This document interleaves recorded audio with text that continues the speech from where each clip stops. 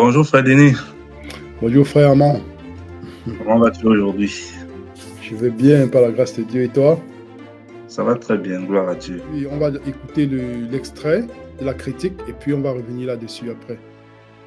Ok, allons-y. Il y aurait encore beaucoup d'autres hérésies, mais les adventistes, ils croient aussi qu'il faut encore garder les restrictions alimentaires de la loi mosaïque. C'est marrant parce que Paul, il combattait très sévèrement les esprits judaïsants, et c'est ce qu'on va retrouver aussi chez les adventistes de manière très très subtile. Vous voyez, il faut garder le sabbat, il faut pas manger de porc, et ainsi de suite. Alors qu'en réalité, Jésus, il va déclarer toute nourriture pure, et qu'on n'est plus sous la loi de Moïse en Jésus-Christ, on est sous la loi de Christ, d'accord, qui va être clairement défini dans le Nouveau Testament, et il n'y a pas de restrictions alimentaires sous la Nouvelle Alliance. Toutes ces raisons, parmi bien d'autres, font que les adventistes ne sont pas dans la vérité et que leur église n'est pas une église chrétienne. Ok, donc nous venons d'écouter le frère et je pense qu'il y a beaucoup de choses que le frère dit qui ne sont pas, qui sont des choses qui ont été dites ou bien qui sont dites et répétées. Le fait de répéter certaines choses, on pense que c'est devenu la vérité, quoi. Comme par exemple, quand il dit, avant d'entrer dans le vif du sujet, quand il dit que Paul combattait contre les esprits judaïsants, par exemple en ce qui concerne le sabbat. Tu vois, quand il parle de sabbat, alimentation, il faudrait bien déjà qu'on pose bien les bases, parce que si on se rappelle bien, Adam n'est pas il n'est pas un juif, mais il a reçu le sabbat déjà dans Genèse chapitre 2. Donc, si Adam a observé le sabbat, c'était pas un juif. Et bien des personnes ont observé le sabbat avant la promesse faite à Abraham. Donc, tu vois bien qu'il y a beaucoup de choses qui sont dites. Et par exemple, même parce qui concerne l'alimentation, quand il parle toujours de l'esprit judaïsant, Noé avait déjà la notion de pur et impur quand il doit faire entrer les animaux dans l'arche. Dieu dit bien, il faut faire la différence entre les animaux purs et impurs. Donc, ce n'est pas une question de... Je pense qu'il y a beaucoup de choses sur lesquelles on va revenir dans les prochaines études. Mais en ce qui nous concerne aujourd'hui, nous allons parler de l'alimentation. Tout à fait. Et je te propose déjà de lire le verset qui sous-tend en fait son argumentation qui est dans Marc chapitre 7. Et et tu vas continuer avec l'étude. Ouais, ouais. C'est ça en fait qui se base pour dire que Jésus en tout cas a mis fin aux restrictions alimentaires. Alors, donc, euh, donc, je vais lire à partir du verset 18. Donc, nous sommes dans Marc chapitre 7. Il est écrit, il leur dit, vous aussi, êtes-vous donc sans intelligence?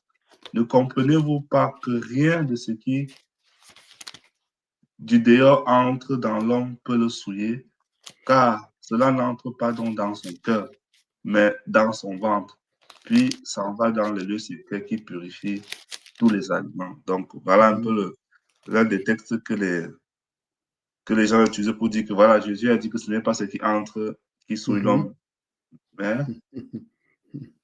c'est. Et donc, par là, on conclut qu'il n'y a pas de restriction. Donc, Jésus, par là, a déclaré tout aliment pur. Qu'est-ce qu'on peut dire par rapport à ça, Denis? Non, il faudrait bien qu'on entre bien dans le contexte, parce que le même texte se trouve aussi dans Matthieu chapitre 15. Et si on va par exemple dans Matthieu chapitre 15, je préfère lire dans Matthieu chapitre 15. Ok. Matthieu chapitre 15, si nous lisons le premier verset, à partir du verset 2. Si tu peux ouvrir Matthieu chapitre 15 pour nous. Tout à fait. On va aller dans Matthieu chapitre 15. Et tu partages l'écran avec nous. OK. Matthieu chapitre 15, lisons ensemble le verset 1 et 2. Alors, versets 1 et 2, on va dire, alors des pharisiens et des scribes vinrent de Jérusalem auprès de Jésus et dirent, pourquoi tes disciples transgressent la tradition des anciens, car ils ne se lavent pas les mains quand ils prennent leur repas? OK. On peut s'arrêter déjà là. Oui. Regardons le contexte, parce que chaque chose doit toujours être dit selon le contexte. Donc, comprenons bien de quoi parle Jésus-Christ de façon simple. Si on te pose la question de quoi est-il question dans cette argumentation, cette dispute entre les pharisiens et Jésus, c'est les scribes et Jésus, et les scribes et pharisiens et Jésus, la réponse est simple. Chapitre verset 2. Pourquoi tes disciples transgressent quoi? La tradition des anciens. Nous sommes dans la tradition. Ça veut dire, le sujet qui est mis sur la table, c'est un problème de tradition. Et Jésus-Christ, maintenant, il va mettre un accent maintenant sur la loi de Dieu contre la tradition, parce que eux, ils préféraient transgresser la loi de Dieu et observer les traditions, et mettre la tradition au-dessus de la loi de Dieu. Raison pour laquelle nous pouvons lire au verset 3, disons par exemple les versets 3 et 4. 3 et Il a 4. répondu, vous, pourquoi transgressez-vous le commandement de Dieu au profit de votre tradition? Car Dieu a dit, honore ton père et ta mère, et celui qui maudira son père ou sa mère sera puni de mort. Mais vous vous dites, celui qui dira à son père ou à sa mère, ce dont j'aurais pu t'assister est une offrande à Dieu, n'est pas tenu d'honorer son père ou sa mère. Vous annulez ainsi la parole de Dieu au profit de votre tradition. Hypocrite. Okay. C'est ça, nous voyons bien que c'est une question de tradition contre la loi de Dieu. Donc ici, ça veut dire quoi? Le lavage des mains, c'est le sujet. Ça veut dire c'est ce qui fait le point de discorde ou bien de dispute entre scribes, pharisiens et Jésus-Christ. Donc ça veut dire quoi? Si on te pose simplement la question, de quoi est-il question dans ce texte? C'est une question de tradition. Quelle est la tradition? C'est laver les mains. Donc il faut bien que ce soit ça le point. Il ne dit pas que c'est une question de salut, le fait de se laver les mains. Donc ça veut dire qu'après, le verset que le frère a cité, qu'il a dit qu'il déclare ainsi toute chose impure, d'abord c'est même quelque chose qui est ajouté. Et puis, nous allons bien comprendre quand il dit ce n'est pas ce qui entre dans le corps qui souille l'homme, mais c'est ce qui en sort. C'est toujours selon le contexte de lavage des mains. Il n'est pas en train de parler de tout ce qui se. Non, parce qu'il y a bien la notion de pur et impur, même Pierre. Quand on va dire dans Pierre, dans Actes chapitre 10, nous voyons que quand Dieu va faire descendre un tapis sur lequel il y avait des quadrupèdes, il va dire de manger, de tuer, de manger. Qu'est-ce que Pierre va dire? Alors un peu même dans Actes chapitre 10. Après, je te laisse. Actes chapitre 10. Actes chapitre 10. Alors, Actes chapitre 10, on peut lire à partir de. Bon, on peut lire à partir de le lendemain, comme déjà à partir du verset 9. Oui, oui. Le lendemain, comme il était en route et qu'il s'approchait de la ville, Pierre monta sur le toit vers la 6e heure pour prier. Il eut faim et il voulut manger. Pendant qu'on lui préparait à manger, il tomba en extase.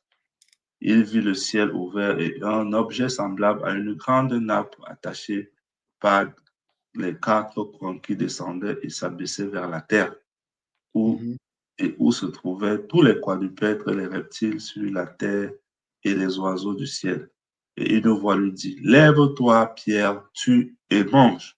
Mais Pierre lui dit, non, Seigneur, car je n'ai jamais rien mangé de souillé ni d'impur. On va voir que Pierre va le faire 3 fois pour gagner en temps. 3 fois, Pierre va refuser de tuer l'animal et manger. En principe, Pierre est en train de désobéir à Dieu. Et s'il est en train de désobéir à Dieu, Pierre pourrait même être fulminé. Donc, mais nous voyons que Pierre, c'est après que Pierre va expliquer, il va dire, voilà, j'étais dans tel moment de la journée, j'avais faim et puis Dieu m'a fait voir telle chose pour me faire comprendre. Il me donne maintenant le but de la leçon de la vision, c'était qu'il lui faire comprendre qu'il ne devait pas déclarer les personnes ou bien les gentils impurs. Donc, notons bien une chose. Pierre a compris la leçon ici. Mais, que se passe-t-il? Parce que dans Matthieu chapitre 15 que nous avons lu, Pierre était parmi les disciples quand Jésus-Christ parlait de la notion du lavage des mains.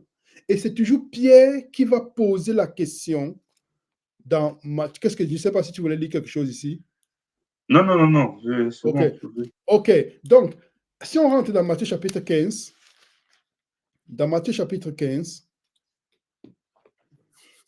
si nous rentrons dans Matthieu chapitre 15, oui. Matthieu chapitre 15. Lisons ensemble les versets 10 à 11. Matthieu chapitre 15, verset 10 à 11, oui. Dans le contexte, c'est bien ce lavage des mains, la tradition des Juifs contre la loi de Dieu. Donc, lisons les versets 10 et 11. Il est écrit, ayant appelé à lui la foule, il lui dit, écoutez et comprenez. Ce n'est pas ce qui entre dans la bouche qui souille l'homme, mais ce qui sort de la bouche, c'est ce qui souille l'homme. Ok. Maintenant, Pierre n'a pas compris. Comme beaucoup de chrétiens, un peu comme le frère dans la vidéo que nous avons suivie, il n'a pas compris. Donc, il va maintenant reposer la question à Jésus-Christ. Lisons le verset 15. Pierre, prenant la parole, lui dit, explique-nous cette parabole. Et Jésus lui dit, vous aussi, êtes-vous encore sans intelligence? Ne comprenez pas, vous, que tout ce qui entre dans la bouche va dans le ventre, puis est jeté dans les lieux secrets? Mais ce qui sort de la bouche vient du cœur, et c'est ce qui souille l'homme. Ok. Donc, comprenons bien. Il est en train d'expliquer à Pierre. Donc, imaginons, si Pierre avait pensé ou compris qu'il déclare tout aliment impur, mais après tu vas le dire, qu'il déclare tout aliment impur, est-ce que Pierre, dans Acte chapitre 10, allait dire, est-ce que Pierre allait désobéir au commandement de Dieu dans Acte chapitre 10? Non, dans Acte chapitre 10, Dieu dit tue et mange. Il dit je n'ai jamais mangé rien d'impur. Mais pourtant, c'est le même Pierre qui a demandé dans Matthieu chapitre 15 d'expliquer.